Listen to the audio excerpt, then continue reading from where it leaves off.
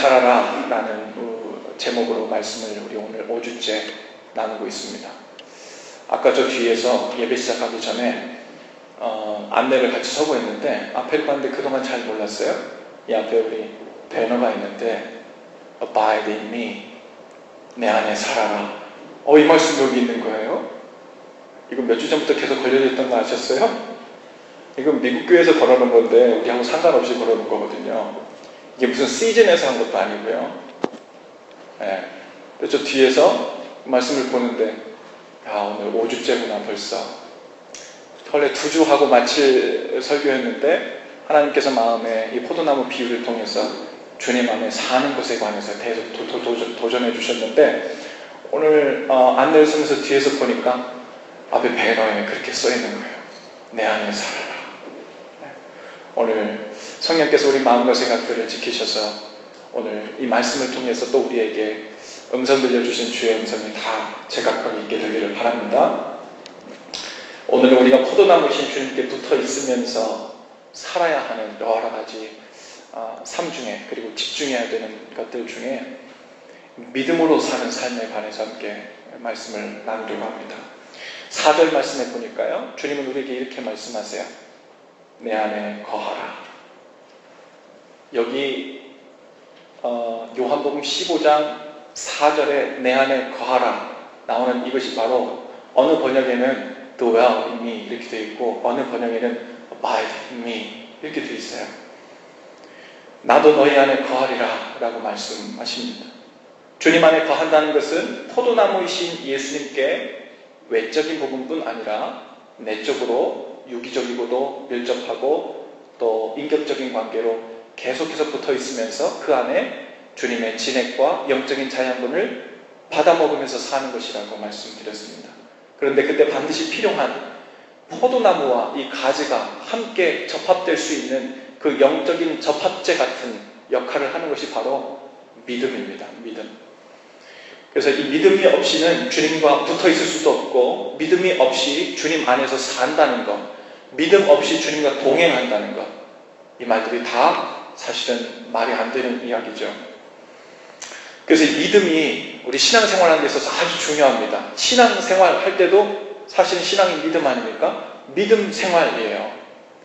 하나님 앞에서 믿음 생활한다는 것이 도대체 구체적으로 뭘 의미한다는 건지 오늘 그것이 우리 가운데 이미 아셨더라도 더욱 깊어지고 넓어지길 바라고 오늘 그 의미가 우리에게 새롭게 와닿는다면 주님의 음성을 듣고 우리 삶 가운데서 열매맺을 수 있기를 바랍니다. 믿음이라고 얘기하면요 바로 붙어서 나오는 것이 조금 신앙생활을 해보고 또 제자훈련 좀 받아보고 성경 공부 해본 사람들은 이건 믿음만 좋다고 다 되나? 행함이 있어야지 이렇게 얘기하기 마련입니다. 그래서 행함이 없는 믿음은 죽은 믿음이래요. 그래서 처음에는 믿으면 다 되지 믿음이면 다 되지 하고 그리로 다 쏠려갔다가요 조금 있다 보니까 믿는 사람이 이게 행함이 없어 그러면 이거 행함이 있는 믿음이 진짜 믿음이구나 하고서는 행함으로 또 다 쏠려와요. 행함으로 다 쏠려와. 그래서 도대체 이 행함이 없는 믿음이 죽은 믿음이라는 말을 도대체 그 해석하는 데 있어서 아주 오해들이 많습니다. 이 말을 우리가 아주 잘 이해해야 돼요.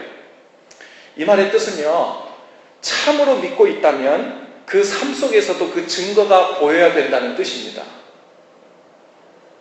그런데 이런 말은 아니에요. 결코 최선을 다해 지킨 율법만큼 믿음으로 인정받는다. 이 말은 아니에요.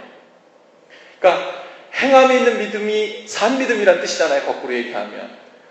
그러니까 행함을 한 만큼 믿음이 있는 것이다. 이건 아닌 거예요. 진짜 믿음을 가지면 행함이 뒤따라오고 삶 속에 증거가 보인다. 이건 맞는 말이지만 믿음을 증명하기 위해서 내 삶 가운데 율법적으로 스스로 최선의 노력을 해서 어떤 수준에 이르고 어떤 무엇을 쟁취해낸다고 해서 그것이 우리의 믿음을 증명하지는 않는다는 말입니다. 이 말을 오해해서 겉으로는 행함이 있는 믿음을 실천한다는 미명 아래 오히려 더욱 무서운 현대판 아주 세련된 율법주의자로 살아가는 그리스도인들이 허다합니다. 우리 제자훈련 할 때 이재철 목사님의 책을 사용하고 있는데요. 새신자반, 성숙자반 그리고 또 하나의 책이 있는데 그 사역자반이라는 책이 출간됐어요. 그분의 책, 그 사역자반이라는 책을 보면요, 그 목사님이 한 지방에, 한국의 어느 지방에 사는 주부로부터 받은 편지글이 있는데, 그 편지글을 양해를 구하고 허락을 받고 그 책에 게재한 것이 있습니다. 그것이 우리가 믿음과 또 신앙생활, 행함이 있는 믿음이라는 것과 이것을 분별하고 구별하기 위해서 우리 가운데 아주 좋은 예가 될 것 같아서 여러분들에게 편지 일부를 좀 읽어드리고 싶습니다. 그분이 이렇게 편지를 썼어요. 저는 모 교회의 집사이고 구역장의 안사람입니다. 저는 남편 때문에 가면을 쓰고 교회와 구역 모임에 참석하고 있습니다. 하나님께서는 부모를 떠나 아내와 연합하라 하셨지만 남편은 아직도 정신적으로나 경제적으로나 시부모님에게 예속되어 있습니다. 부부싸움을 하며 싸웠다고 시부모님께 전화하고 재산도 시부모님 명의로 관리하고 있습니다. 툭하면 언어폭력과 육체적 폭력을 행사하기도 합니다. 아이 앞에서도 예외가 없습니다. 아이 앞에서 저를 때리고는 아이에게 엄마가 맞을 짓을 해서 맞는다고 말합니다. 사람을, 가족을 사랑하는 법을 모르면서도 자신이 하는 일은 무엇이든 항상 옳다고 굳게 믿고 있습니다. 무엇보다 괴로운 것은 겉으로는 모범적인 기독교인처럼 보인다는 것입니다. 주일 성수는 말할 것도 없고 비가 오나 눈이 오나 1년 12달 새벽 기도에도 어김없이 참석하고 있습니다. 웬만한 신앙서적은 거의 다 읽어 굉장히 박식하기도 합니다. 교인들은 어쩌면 저렇게 믿음이 좋은 분일 수가 있나 하고 말하면서 남몰래 당하는 저의 상처와 아픔을 감히 상상조차 하지 못합니다. 우리 부부에게는 딸아이가 하나 있습니다. 그 외동딸이 상처받는다고 해도 남편은 딸아이는 저보다 똑똑해서 상처받지 않는다며 아무 때나 저를 때립니다. 아빠가 엄마에게 폭력을 행사할 때 절망, 불안, 공포 등이 아이의 마음에 크나큰 상처를 낼 텐데 어찌 그런 것에는 아랑곳하지 않는지 차라리 미치고 싶을 때가 한두 번이 아닙니다. 출세욕은 누구 못지않아 교회 세상에 한 다리씩 걸치고 있습니다. 남들에게 뒤질까봐 쉬지도 못합니다. 딸아이에게도 매일 공부 닥달입니다. 이제는 사춘기에 접어든 아이가 아빠에 대한 주관적인 판단을 하고 있습니다. 사랑이 없는 아빠, 말뿐인 아빠, 하나님을 믿는다면서도 전혀 딴판인 가정생활, 행함과는 거리가 먼 믿음의 열심, 자신은 항상 상대에게 용납되어야 하면서도 상대를 용납지 않는 이중성 등 아빠를 판단하는 딸아이의 시선이 날카롭기만 합니다. 그래서 딸아이는 커서 절대로 결혼을 하지 않겠다고 합니다. 딸아이가 평생 남자에 대한 불신감으로 살아갈까 몹시 두렵습니다. 저는 이런 기막힌 삶을 살아오면서 저처럼 고통받는 기독교 주부들이 의외로 많다는 사실을 알게 되었습니다. 기도하며 믿음으로 이기려고 해보지만 남편에게 쌍욕을 들으며 구타당하고 나면 정신적인 피폐함과 더불어 자존감의 상실로 아무 생각도 없이 그저 무기력해질 뿐입니다. 하도 멍청이라고 구박을 받아 제가 정말 하나님께도 아무 가치 없는 자로 여겨지는 듯하여 진짜 멍청한 상태로 살아가고 있습니다. 그리고 이제 글이 얼마큼 더 있는데 그 부분은 제가 생략합니다. 정말 안타까운 일이죠. 교회 봉사하고 성경 공부하고 책읽기 좋아하고 새벽기도 매일 나오고 주일 성도 잘하고 저하고 비슷해요. 그래서 저의 두려움이 엄습해 왔습니다. 이분의 남편은 매일 새벽기도에도 출석하고 교회 봉사도 열심일 뿐 아니라 신앙서적을 담독한대요. 보통 열심이 아닙니다. 어쩌면 자신의 그 모든 노력과 열심을 행함이 없는 믿음, 행함이 있는 믿음이라고 간주하고 있는지도 모르겠어요. 사람들은 이 남편의 신앙적 행위와 열심을 보고 와, 저렇게 믿음이 좋을 수가 있나 하고 생각한대요. 새벽 기도에, 봉사에, 성경 공부에 저렇게 열심과 행함이 있으니까 분명 그것은 믿음이 아주 좋다는 증거일 거야 라고 그렇게 생각하겠죠. 하지만 믿음이 그런 것이 아닙니다. 오늘 이런 예를 보면서요, 충격적일 만큼 우리가 참 믿음을 소유하지 못했음에도 불구하고 그 어떤 가면도 쓰고 살 수 있음을 우리가 보게 됩니다. 심지어 목사의 가면을 쓰고도 살 수 있어요. 참 믿음이 없으면서도 얼마든지 은혜로운 말, 종교적인 언어, 멋지고 세련되게 구사할 수 있습니다. 우리는 아직 우리 속에 있는 절망의 밑바닥이 어딘지 덜 체험했는지 몰라요. 그리고 우리가 어디까지 나빠질 수 있고 어디까지 더 방심하면 안 되는지 아직 절실히 못 깨달았는지도 몰라요. 여러분, 주님 안에 살면서 우리가 붙들어야 할 참 믿음, 그리고 성숙한 믿음이 있습니다. 믿음이라고 다 같은 믿음이 아니에요. 주님께서 때로는 부족하고 미성숙한 믿음이지만 신앙을 처음 갖기 시작했을 때 그 가운데 하나님의 살아계심을 보여주기 위해서 아주 미성숙한 믿음이지만 아주 아이처럼 하나님 앞에 떼쓰는 믿음이라도 그것을 응답해 주심으로 하나님을 잠깐 이렇게 보여주는 때가 계십니다. 그런데 그것이 전부인 줄 알고 평생 동안 거기에 힘을 실어서 내가 믿습니다 그러면서 열심히 내가 원하는 것만 쟁취하고 성취해 나가는데 믿음이란 도구를 사용하려고 하는 사람들이 아주 많아요. 오늘 우리가 분명히 붙들어야 될 믿음이 있는데 그것을 한마디로 좀 제가 요약을 해봤어요. 여러분 설교 노트에는 빈칸으로 되어 있는데요. 믿음은 저를 한번 따라해 보시겠어요? 내 것을 내려놓고 하나님 것을 붙드는 것입니다.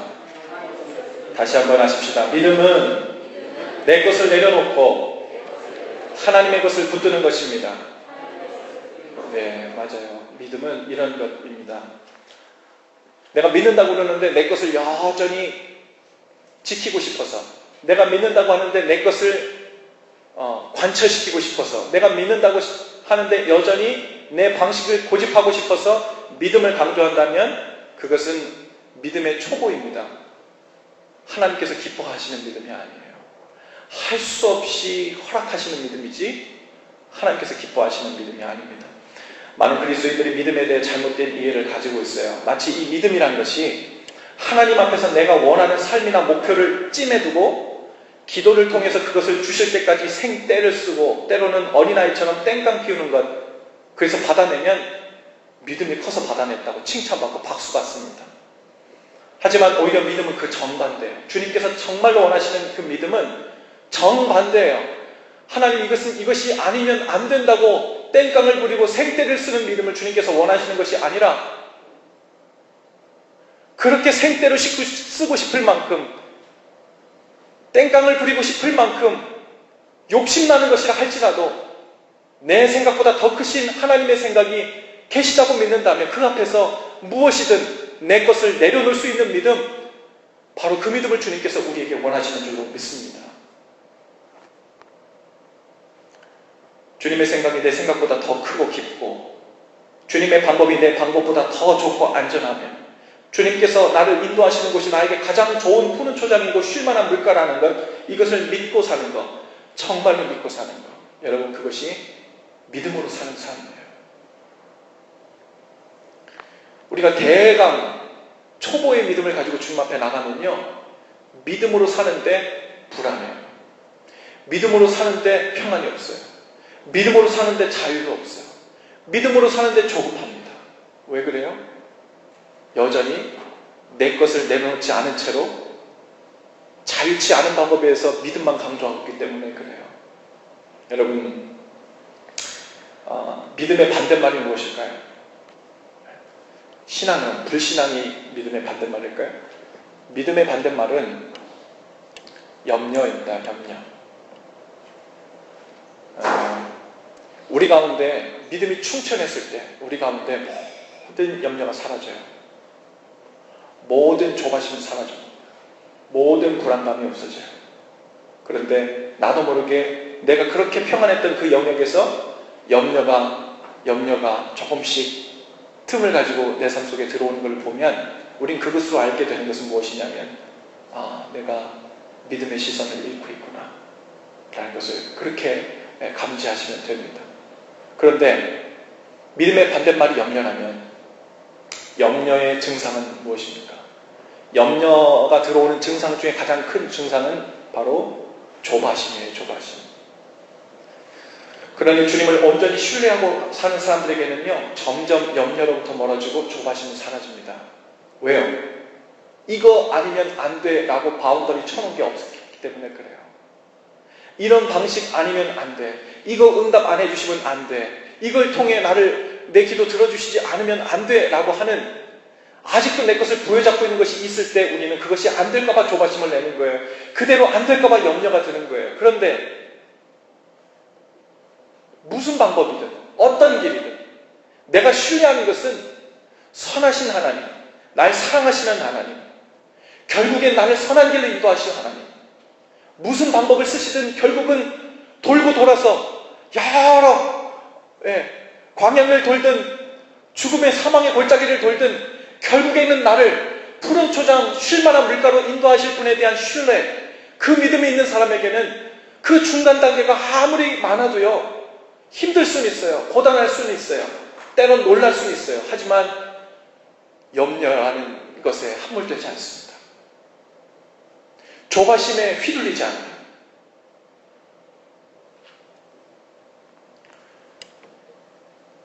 특별히 우리 아이들을 양육할 때 우리의 모든 이런 상황을 합력하여 선을 이루게 하실 하나님, 그분을 신뢰하는 이런 믿음이 우리에게 더욱 필요함을 보게 됩니다.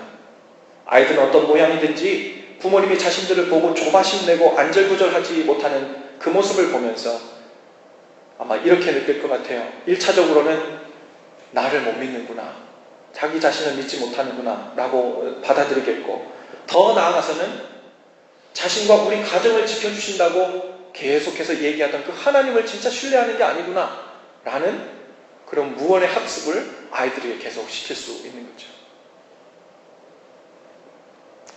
모든 아이들이 저마다의 강점이 있는 반면 약점도 있고 부족한 면도 있죠. 하나님께서 부모들에게 아이들의 강점을 더 발전시켜주고 그들의 약점도 하루빨리 강점으로 만들어주는 유능한 부모가 되라고 하신 것이 아닙니다. 아이들의 약점과 부족함을 조바심 내면서 바라보지 말고 그 속에서 용납함을 연습하고 그 약함 때문에 오히려 하나님의 강함이 빛을 발하게 해서 결국 우리 아이들이 주님의 은혜로 사는 법을 알게 하는 거예요. 그것이 주님께서 우리 부모들에게 주신 사명이고 또 해야 할 일인 줄 믿습니다. 부모의 사명은요, 우리 아이들이 잘 훈련되고 셀프 이스팀도 아주 자존감도 높고 그래서 자기 힘으로 살 수 있다는 자신감이 충천한 아이를 만드는 것이 아니에요. 만약 그것을 목표로 우리가 아이들을 키우고 있다면 양육은 망하는 겁니다. 하나님이 바라는 완전 180도 정반대 길로 가고 있는 거예요. 여러분, 주님께서 그렇게 강하고 빈틈없고 부족함이 없는 사람들을 골라서 주님의 영광을 드러내실 거면 주님께서 우리 같은 사람을 만드셨을 리가 없죠. 그렇죠? 여러분, 주님께서 우리 가운데 약함을 허락하시고 부족함을 허락하신 이유는요, 그 부족함과 약함을 받아들이는 방법을 주시려고 하는 거예요. 그리고 그것을 훈련하기 위함입니다. 그거 훈련해서 뭐 하려고요? 주님의 영광이 드러나도록 하기 위함이에요. 여러분, 내가 스스로 잘 살 수 있고 나 혼자서 무엇을 잘할 수 있고 우리 아이들 스스로 무엇을 할 수 있게 단단하게 키우는 것이 주님의 뜻이 아니라, 강점은 물론 우리가 잘 훈련시키고 서포트해야 되지만 그 속에 있는 약점과 부족함, 절망과 깨어짐을 볼 때 그것을 피할 것이 아니라, 부정할 것이 아니라 받아들이는 것을 가르쳐요.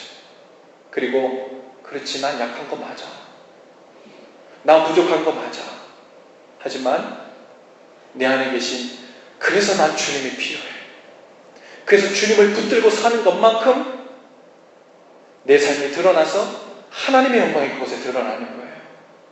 여러분, 하나님 앞에 믿음으로 산다고 하면서 하나님, 저 믿음으로 사니까 이제 저를 강하게 만들어주세요. 우리 아이들 언제쯤이면 제 기도를 들어주셔서 이 부족함 다 없애줄 거예요. 언제쯤 이 연약함 다 사라지게 만들어주실 거예요. 그거 마치 어떻게 기도하는 것과 마찬가지냐면, 하나님 왜 자꾸 하나님의 강함이 드러나게 하세요? 우리 아이들이 강하게 해주세요. 하나님 말고요. 하나님, 제 약함, 제 부족함을 커버해 주세요. 근데 하나님은 우리의 약함과 부족함을 통해서 드러나길 원하시는데, 그래서 주님께서는 제자들을 그렇게 부르셨어요. 무식한 사람들을 부르시고 촌뜨기들을 부르시고, 저처럼 저도 충청북도 옥천군 분석은 은행이 아주 강원도보다 더 산골 시골에서 촌뜨기를 하는데 하나님께서 거기서 부르셔서 하나님께서 원하시는, 야, 어떻게 저기에서 이런 사람이 나올 수 있지? 어떻게 거기에서 이런, 예수님도 그러셨잖아요. 갈릴리에서 무슨 선한 것이 나겠냐? 선한 것이 나요. 선하기만 해요. 하나님의 아들이 나시고 거기에서 온 인류가 구원되는 시발점이 됩니다. 무엇을 드러내기 위함이에요? 상황은 약하고 사람은 약하고 부족하지만 그것을 통해 일하시는 하나님의 강함이 드러나기 위함이에요. 할렐루야. 여러분, 자녀들을 어떻게 키우기 원하세요? 강해지고 있는데 막 강해지지 말라고 그럴 필요는 없죠. 하지만 그들의 약함과 부족함이 절대적으로 그들의 인간의 본성 삶 가운데 아주 근간이 되고 있다는 것을 스킵하게 하거나 부정하게 하거나 대강 넘어가게 하면 언젠가 인생의 한 대목에서 감당치 못하는 절망에 언젠가 부딪히게 됩니다. 라헬이 죽으면서, 야곱의 아내 라헬이요, 요셉의 어머니죠, 자신의 태에서 막 태어난 핏덩이 아들의 이름을 베노니라고 이름을 지었습니다. 슬픔의 아들이라는 뜻이에요. 왜 슬픔의 아들이라고 지었냐면 그 라헬의 아들 그 베노니는 태어난 순간부터 어미를 잃었기 때문에 그래요. 라헬이 베노니를 낳다가 죽습니다. 태어나자마자 엄마 쪽도 한번 못 바라보고 딱 죽게 되는 거예요. 얼마나 슬픈 아들인가, 얼마나 비참한 인생인가, 얼마나 불행한 사람인가. 이렇게 태생이 여기서부터 불행하고 비참하고 베네핏도 못 받고 그 사랑의 그늘도 하나 잃어버렸는데 얘가 나중에 평생 동안 무슨 빛을 보겠는가, 그런 생각으로 어쩌면 슬픔의 아들이라고 지었던 것 같아요. 그런데 야곱이 그 베논이라고 이름을 지은 그 베논이의 이름을 다시 이름을 고칩니다. 그래서 그 베논이의 이름을 베냐민으로 이름을 고쳐요. 베냐민이란 뜻은 오른손의 아들이란 뜻이에요. 오른손의 아들. 여러분 성경에도 보듯이요, 그때 문화에는 오른손은 능력이고 아주 탁월하는 것을 의미합니다. 그러니까 왼손은 뭔가 잘못되고 뭔가 부정한 것을 얘기하고요. 오른손의 아들. 아니 지금 어미가 막 죽고 막 태어난 그 아이를 오른손의 아들이라 줬죠. 탁월함의 아들, 능력의 아들이란 뜻으로 그렇게 이름을 지은 거예요. 그게 누구의 아들이라는 거예요? 그럼 그 오른손이 누구예요? 야곱입니까? 아니죠. 탁월의 대명사, 능력의 대명사, 하나님의 오른손이에요. 그렇게 약함과 상황이 좋지 않은 가운데서 태어났기 때문에 일평생 하나님을 오른손으로 의지하고 하나님을 자신의 강함으로 삼고 살게 되는 은혜의 사람이 되라는 의미입니다. 우리는 자꾸 내가 어떻게 태어났는가, 내 이름은 무엇인가, 내 인생을 쭉 뒤돌아보니까 내 이름은 무엇라고 지어야 적당할까, 그렇게 보면 우리 입에서는 실망밖에 안 나오죠. 절망밖에 안 나오죠. 뭐 선한 것이 나겠나, 뭐 이 갈릴리에서 무슨 선한 것이 나겠나, 그러죠. 그런데 하나님께서는 하나님의 관심과 하나님의 시선은 다른 데 있습니다. 하나님의 관심은 그 약한 곳에 하나님의 강함을 들이붓고 싶으세요. 그래서 그 사람을 강하게 쓰시고 싶으십니다. 그리고 거기에서 하나님의 영광이 드러나길 원하십니다. 그러니 우리는 사람들이 막 이야기해요. 불공평해요. unfair해요. 나는 태어나면서부터 이런 가정에서 돈도 없고 가난하고 불행하고 이런데 어떤 가정은 내 친구는 태어나면서부터 아주 부자고 믿음의 가정이 모태신앙이 뭐 이런 이야기를 해요. 그거는 세상 기준이에요. 사람의 기준이에요. 조금만 눈을 들어보면요, 그런 기준에 의해서 누가 더 베네핏이 있고 없고 하는 것이 무의미함을 우리가 보게 됩니다. 오히려 더 큰 어려움 가운데서, 고난 가운데서, 약함 가운데서 태어났기 때문에 하나님을 온전히 붙들고 주님께 쓰임받고 또 하나님의 자녀를 살아갈 때는 은혜를 경험한 사람들이 얼마나 많은지 우리가 보게 됩니다. 부부 사이에서도 마찬가지예요. 여러분, 서로의 약함이 보이고 부족함이 보일 때 잘못된 믿음을 가진 사람들이 이렇게 기도합니다. 주님, 이번에는 제 남편을, 제 아내를 반드시 사람 만들어 주실 줄로 믿습니다. 그러면서 더 이상 저의 아내와 남편이 저를 실망시키지 않는 사람이 되게 해주세요.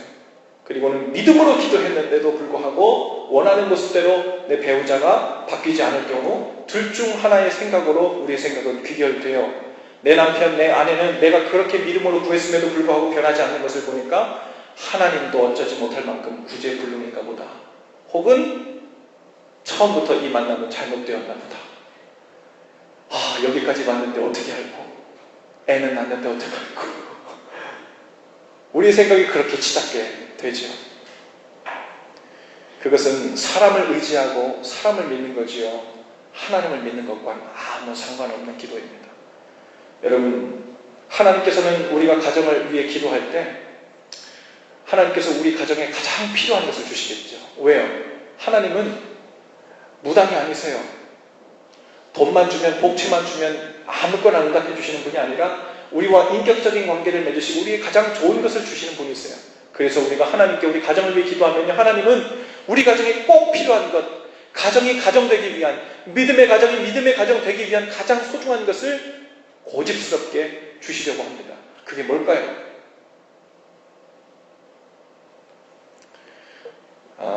라이프 스타일도 아니고요, 돈도 아니고요, 성격을 뜯어고치는 것도 아니에요. 가정이 가정되기 위한 가장 소중한, 하나님께서 우리에게 그렇게도 끈질기게 집요하게 주시고 싶어 하시는 것은 사랑의 성숙함입니다. 온유함이에요. 화평이고 절제입니다. 바로 성령의 열매죠. 가정이 깨어졌다는 소식을 많이 듣죠. 아프다는, 고통스럽다는 소식을 많이 듣습니다. 무엇 때문에 그래요? 성격 차이라 그래요? 무엇이 부족해서 그렇습니까? 아니에요. 그 모든 이유는 이코어 한 가지와 같은 의미인데, 그것은 무엇이냐면 사랑의 성숙함이 부재하기 때문에 그래요.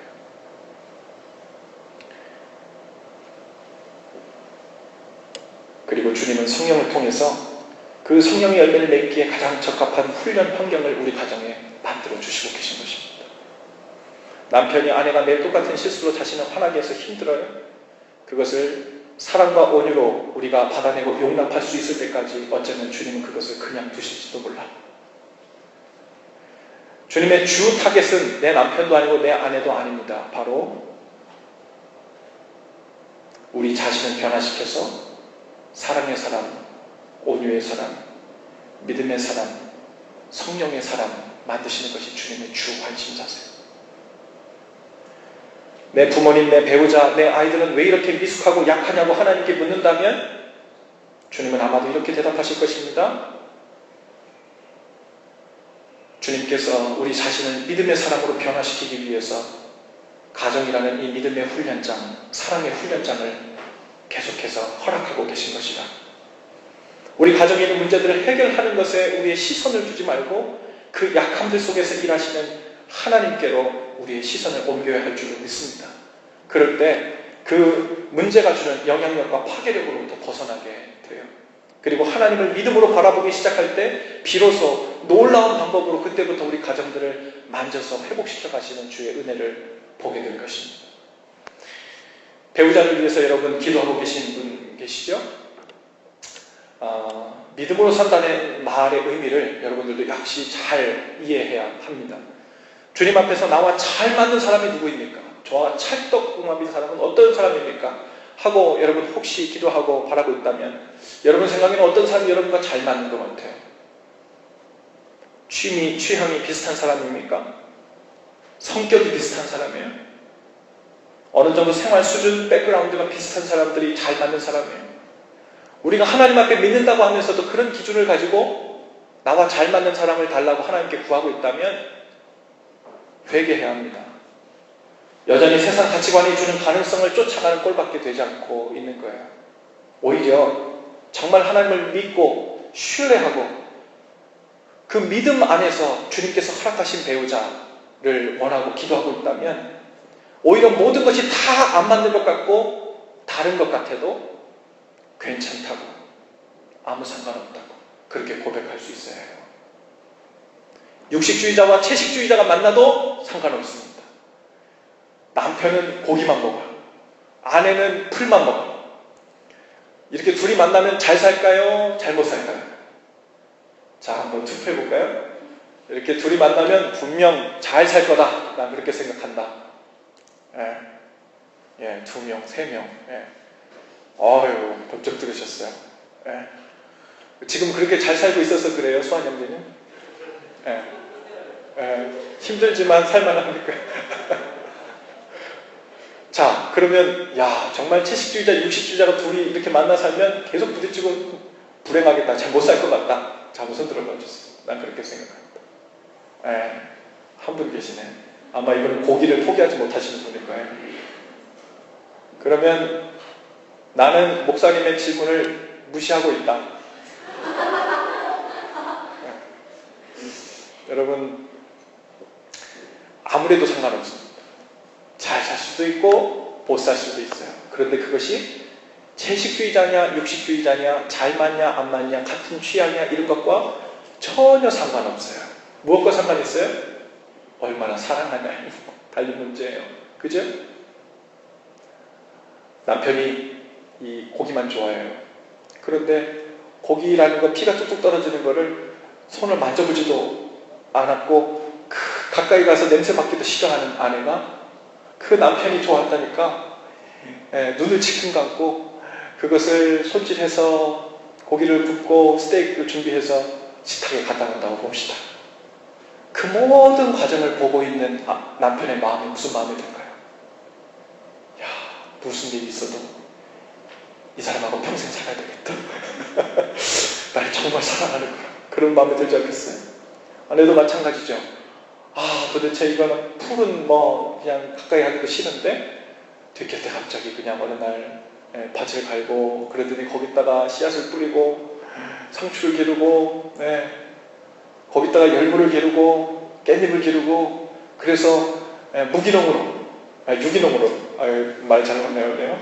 유기농으로 아주 건강한 헬스한 아주 야채들을 갖다 아침에 딱 대접하는 모습을 보면 아내가 어떻게 생각할까요? 야, 어쩌면 둘이 그 사랑받고 케어받고 또 존중받는다는 느낌을 받으면서 야, 우리는 육식주의자, 채식주의자가 만나기를 참 잘했어. 이게 아니었으면 우리가 얼마 이렇게 사랑하는 마음을 무슨 통로를 통해서 우리가 표현할 수, 확인할 수 있고 이렇게 견고해질 수 있었을까 하는 생각들을 하게 될 것입니다. 여러분, 교회의 지체들도 마찬가지예요. 교회의 지체들은 성숙한 밑가지들이 있고 새로운 미숙한 가지들도 있습니다. 아직 미숙한 지체들을 보면서 어떻게 저런 말을, 어떻게 저런 행동을 할 수 있느냐 하는 듯한 반응을 하는 것은 마치 가족들을 교묘하게 정죄하고 판단하고 있는 거랑 같은 이야기예요. 여러분, 누구의 전번에 제가 한번 그렇게 말씀드렸죠? 누가 나한테 와가지고 내가 들었는데 말이야, 저 김 집사가 알고 보니까 이러이러이러는데, 그리고 누구 험담을 하거든 어떻게 하고요? 자기 앞에서 험담하고 있는 사람에게 화를 내시라고요. 나를 그 정도밖에 생각 안 해? 내가 그 말에 동조해서 같이 비판이나 하고 정죄나 하고 판단이나 할 사람은 보여서 나한테 그런 말을 하는 거예요? 하고 여러분 정색하실 수 있기를 바랍니다. 동의도 하지 마세요. 그랬대요? 이런 말들 동의하지 마세요. 그런 걸로 친해지는 거 아니에요. 그런 걸로 우리가 주님의 몸된 몸이 연결되는 건 절대 아닙니다. 잠시 잠깐은 친해질지 모르지만 얼마 안가 그런 관계는 금이 쫙쫙 가요. 여러분, 교회 안에도요, 뿌리를 온전히 내리고 잘 붙어서 신앙생활을 잘 하고 있는 사람이 있는가 하면 그런 반면 어떤 사람들은 방황하면서 교회도 들쑥날쑥 혹은 한 달에 한 번 예배를 나올까 말까, 막 눈에 볼 때는 눈에 막 보기 싫어, 막 와서는 막 필요할 때만 오는 것 같아, 막 그런 생각들이 막 보이더라도 우리는 믿음의 눈을 들어서 믿음의 시선으로 볼 수 있어야 돼요. 무슨 마음이요? 저 사람, 저 형제, 저 자매 역시 하나님께서 그 사람을 포기하지 않고 있는 사람입니다. 연약했지만 주님께서 저 사람도 우리 교회의 한 일원으로, 한 지체로, 한 가족으로 묶어주셨다. 저 사람도 하나님께서 포기하지 않고 사랑으로, 하나님을 사랑하는 자녀로 불러주시는 사람입니다. 저 사람 또한 하나님의 그 귀한 믿음의 성숙함의 여정 가운데 있을 뿐이다. 우리 가운데 우리도 모르게 자꾸만 판단하게 되는 이유 중에 하나는 무엇이냐면, 자꾸 한국 사람들은 뭘 따지죠? 나이를 따져. 나이. 나는 몇 살인데 쟤는 몇 살이야. 이 사람은 몇 살인데 이렇게 행동하는데 저 사람은 몇 살인데 이렇게 행동해. 그러니까 판단받아 마땅해. 정죄받아 마땅해. 비판받아 마땅해. 너 그렇게 얘기하는 사람이 정죄받아 마땅합니다. 성경에 어디 그런 거 보고 얘기하라고 그랬어요? 주님의 교회에 이런 지체도 있고 저런 지체도 있습니다. 그런 지체들이 연합해서 한 몸 되게 되는 것은 다른 건 아니에요. 믿음의 눈으로 내 눈에, 우리 귀에, 우리 시선에, 우리 기준이 어떻게 보이든 하나님 눈에는 하나님께서 여전히 사랑하시고 포기하지 않고 또 양육하시고 길러가시는 그 과정 중에 있는 사람이라는 거예요. 한참 자라고 있는 아이에게 핀잔 주는 사람이 있습니까? 우리 시완이가요, 요즘에 어디서 좀 말을 많이 이런 얘기를 해요. 아내랑 저랑, 엄마 아빠랑 언니랑 같이 있는데 차 뒤에서 큰 소리로 이렇게 외칩니다. 너희들 왜 내 말 안 들어? 너희들 왜 내 말 안 들어? 너희들이란 말을 어디서 배웠는지, 제가 시완이한테 너 어디서 너희들이란 말을 감히 엄마 아빠한테 이러고 제가 핀잔을 줄까요? 묻죠. 어디서 듣긴 들었는데 그게 무슨 때에 어떤 용례로 쓰이는지 잘 모르는 거예요. 근데 앞으로 얼마나 될지 모르겠지만 언니만큼만 자라도 몇 살만 더 먹으면 그 쓰임새와 용례를 알게 되면 그 말을 엄마 아빠에게 쓰지 않게 될 겁니다. 그건 시간이 되면 돼요. 잘하고 있는 중이기 때문에. 그렇기 때문에 제가 시안이한테 그 중간에 계서 핀잔 주고 왜 그러냐고 타박하지 않아요. 주님께서 우리 교회 안에 있는 모든 지체들을 하나님께서 각자 다른 코스에서 각자 다른 위치에 놓고 각자 다른 방법으로 각자 다른 속도로 각자 다른 상황에서 훈련시키시고 또 양육해 가시고 계세요. 우리가 하나님께서 그 사람과 그렇게 관계 있는 것을 우리가 믿고 신뢰한다면, 그리고 하나님의 사랑이 변함없을 것이라는 것을 신뢰한다면 우리는 그 믿음의 눈으로 용납하고 봐주고 타박하지 않을 수 있어요. 사실 주님을 우리가 얼마나 믿음의 눈으로 바라보느냐 하는 이것과 아주 밀접한 관계에 있는 것입니다.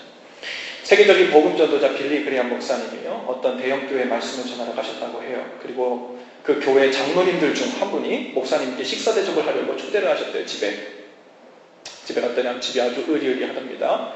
그곳에 가봤더니 한참 식사 중에 그 사람들이 다 모인 자리에서 그 장로님이 빌리 그레이엄 목사님께 이렇게 질문을 했다고 합니다. 목사님, 성경에 술 취하지 말라고 분명히 명령했는데도, 장로인데 리더인데도 여전히 술도 먹고 담배까지 피고 있는 장로들, 교회 리더들은 모두 다 잘라내야 되겠죠? 하고 거기 있는 리더들과 장로들 들으라는 듯이 그렇게 얘기를 했다는 거예요. 그러자 빌리 그레이엄 목사님이 이렇게 대답했답니다. 물론이죠. 그렇게 해야죠. 그런데 성경에는 술 취하지 말라라는 명령만 한 게 아닙니다. 예수님은 이렇게 말씀하셨죠. 술 취하지 말고 오직 성령의 충만을 받으라 라고 명령하셨어요. 그 명령에 의하면 성령 충만하지 못한 모든 사람은 다 잘라내야 됩니다.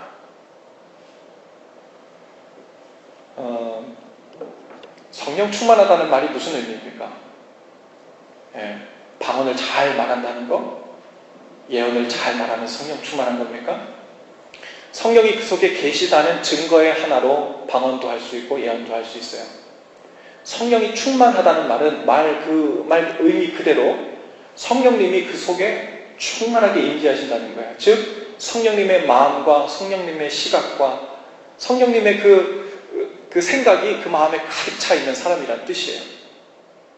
성령님이 그분의 생각으로 가득 차 있는 사람, 그 속에는 성령님께서 도대체 그 사람에게 어떤 열매를 맺길 원하실까? 무슨 일을 하길 원하실까? 그렇게도 집요하게 열매 맺고자 하시는 것은 무엇일까요? 바로 사랑입니다. 그래서 아무리 우리 가운데서 나는 이 정도 율법은 지키는데 저 사람은 내보다 한 단계 밑이야, 저 사람은 한 단계 위야, 하나님 보시기엔 정말 웃긴 애들 놀고 있는 거예요. 다 고만고만한 애들이 모여가지고, 우리 시완이 같은 애들이 모여가지고요, 야, 넌 몇 월생이야, 난 몇 월생이야 그러면서 내가 너보다 언니야 그런 거 똑같아요. 나 2살인데 너 2월생이지, 나 2살인데 1월생이야, 그러니까 내가 언니야, 이러면서 얘기하는 거 똑같은 거예요. 여러분, 하나님 앞에서 우리가 온전히 열매 맺고 반응해야 될 것은 사랑뿐이에요. 사랑뿐. 판단은 누구 소관이래요? 모든 사정과 형편을 다 살피시는 하나님만 판단하실 수 있대요. 우리는 오직 사랑하는 사명, 명령만 감당하면 된다는 말씀입니다. 여러분, 교회에서 믿음 약한 형제들, 믿음 약한 자매들 어떻게 잘 기다려주고 있어요? 남들 다 설거지하고 봉사하는데 얌체같이 자기 멀고 막 쏙 빠져나가는 사람들이 눈에 보여 거슬렸습니까? 못 참아주겠어요? 억울해서 혼자 못하겠어요?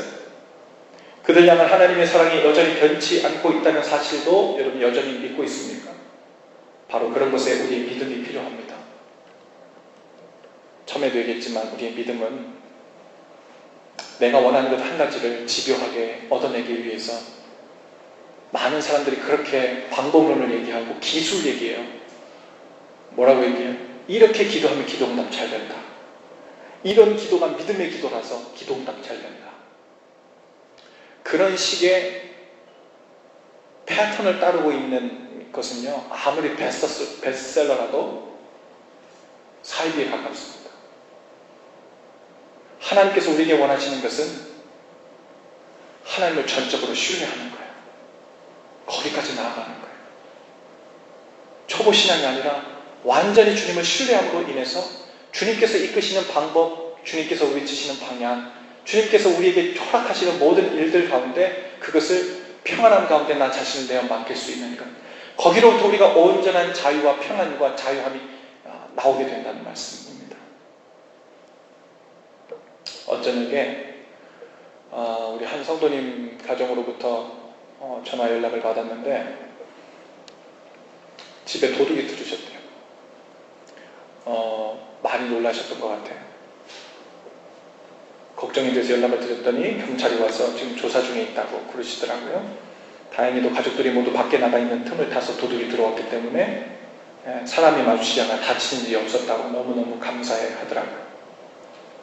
오늘 아침에 오셔가지고 어제 얼마나 놀라셨냐고 제가 그랬더니 뭐라고 말씀하신 줄 아세요? 주일이 아니라서 얼마나 다행인지요. 예배 드릴 수 있어서. 생각이 완전 딴 데가 있는 거예요. 어디가 있어요? 여전히 주님 예배하고 하는 게 지금 그 마음속에 중심에 자리 잡고 있는 거예요. 이런 일을 당하면요, 우리 가운데 이런 생각이 나타날 수 있어요. 예수 믿는 집에 왜 이런 일이 일어나야 됩니까? 하나님은 그때 눈 뜨고 뭐 하셨어요? 안 지켜주시고. 도둑이 크리스천이라고 인정사정 봐주시지 않습니다. 도둑은 믿음으로 문설주에 예수의 보혈을 발라놓은 집 아닌 집 구별 없이 다 들어가죠. 우리 집은 도둑도 들지 않고 홍수도 나지 않고 허리케인도 비켜갈 줄 믿습니다라고 힘있게 금식기도하는 것이 믿음을 사용하는 게 아니라고요. 물론 하나님은 우리를 보호해 주십니다. 때론 우리도 기도도 시키고 중보기도도 시키셔서 큰 환난으로부터 우리를 구원해 주시는 분이세요. 하지만 비록 설령 홍수가 나서 옆집엔 다 지하실 물이 찼는데 우리 집에도 찼어요. 하나님께서 우리에게 어떤 믿음을 보기 원하실까요? 똑같이 물이 찼지만 어떻게 응답하는가에 대한 믿음을 보고 싶어 하십니다. 그것을 통해 옆집에 증거가 되었기를 원하세요. 그것을 통해서 홍수가 나도 하나님을 향한 우리의 신뢰가 전혀 흔들림 없이 견고하다는 것으로 성숙시켜 주시기를 원하십니다. 지난달에 저희 집에도 물이 찼어요. 비가 많이 와서 지하실에 물이 차가지고 밤 새벽 2시에 일어나가지고 막 물을 퍼냈는데, 제가 새벽 기도 와가지고 열심히 기도해가지고 주님, 다른 집은 다 침수돼도 우리 집은 비켜나가게 해주세요라고 제가 날을 새서 기도했다면 주님께서 들어주셨을까요? 여러분, 홍수가 나고 바람이 불고 도둑이 들어도 우리가 하나님께서 소망을 두고 믿음으로 주님을 바라보고 있는 한 그 어떤 것도 우리를 주님께서 주시는 평안과 그 자유함으로 흔들 수 없다는 바로 그 믿음을 주님께서 우리가 갖기를 원하세요. 하나님께서는 무엇이 우리 눈에 보기에는 깨진 것 같고 박살난 것 같고 다 틀어져 버린 것 같고 다시 제자리로 끼워 맞출 수 없을 것 같은 인생이라 할지라도 하나님 손에 붙들리면 그것을 끼워 맞추셔서 합력하여 선을 이루신 분임을 믿기를 원하세요. 왜 그러세요? 맹종을 원하시기 때문에 그렇습니까? 아니요. 어떤 환난도, 어떤 두려움도, 어떤 놀라는 일도 하나님을 믿는 그 믿음에서 우리를 떼어놓지 못한다는 것을 주님께서 원하시기 때문에 그래요. 바로 그것을 우리로 하여금 갖게 하길 원하시기 때문입니다. 당장은 당한 일들이 고민스럽고 번거로워 보여도 반드시 그 일들을 통해 더 성숙한 믿음, 모든 조바심과 염려로부터 자유케 되는 풍성한 삶으로 우리를 인도해 주시는 줄로 믿습니다. 우리 옆뒤 좌우에 계신 분들과 그렇게 한번 인사하십시다. 모든 상황 속에서도 주를 바라보십시다. 모든 상황 속에서 주님을 바라봅시다. 여러분 혹시 어떤 상황들 또 어떤 위험한 일들을 당했는지 모르겠어요. 여러분 가운데 혹시 어떤 약함을 가지고 왔습니까? 어떤 기도 제목인데 하나님 이것을 언제 고쳐주실 거예요? 픽스가 필요합니다. 우리 분별해야 돼요. 분명히 픽스가 필요한 부분, 고쳐주실 부분이 분명히 있지만 어떤 부분은 하나님께서 그것을 고칠 것이 아니라 우리 자신을 고치기 위해서 그것을 여전히 두고 계신 경우가 더 많습니다. 오늘 믿음으로 함께 고백하며 나갈 때 주님 이것이 저의 고백입니다. 이렇게 올려드릴 수 있기를 바랍니다.